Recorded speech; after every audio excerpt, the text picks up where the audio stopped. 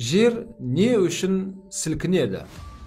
Ақиқатында бұл жер, аспан, бәрі мүлік Алланікі. Біз таяуда ғана болған Алматы шаһарындағы жер сілкінісі жайында көптеген алып қашпа әңгімелердің бір түйінін айтсаңыз деп осындай сұрақтар жолданған екен.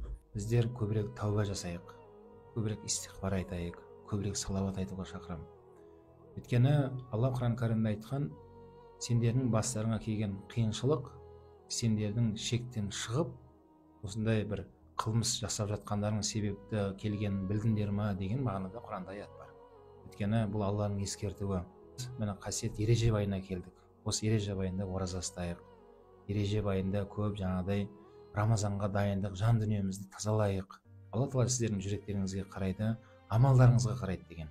Сол жүрегімізді истиғфармен, тәубамен тазалап, амалдарымызды күшейтіп, қасиетті Рамазан айына ниет қылайық. Құдай қаласа, Рамазанда баршамыз төрт көзіміз түгел ораза ұстап, тарауих намазға баруды Алла баршамызға нәсіп етсін.